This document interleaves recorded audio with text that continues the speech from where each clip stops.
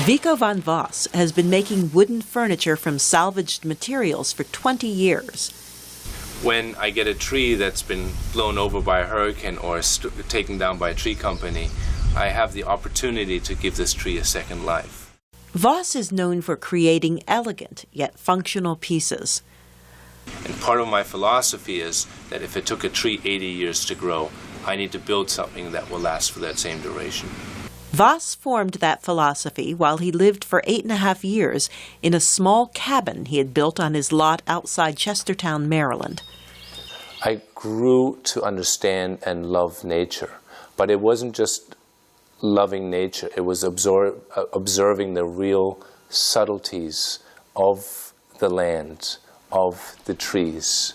And with that, I felt like I became a steward of nature. Voss works mostly by commission, so when a local museum invited him to exhibit his furniture at an art show next year, he had a problem. He sells his work as soon as he completes it.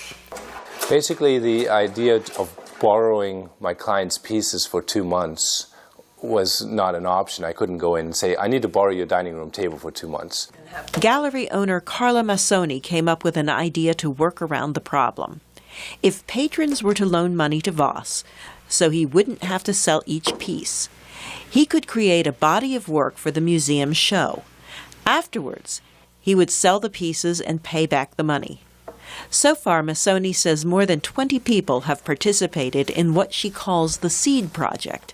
Many of the people that are involved in this probably wouldn't be able to purchase a piece of Vico's work, but they still want to be part of the process of his creating these pieces. Bob Ingersoll is one of the participants. And it seemed to me such an interesting project. Here, I had a chance to help Vico concentrate more on creating pieces of art. I expect to see a beautiful piece come out of this, or more, many pieces.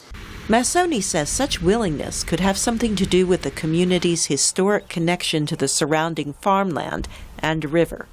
What Vico does, using the natural resources of the region, the trees, the connection he has to the living, breathing environment that he's part of, many people share that philosophy as well. Voss says the Seed Project has allowed him to grow as a craftsman.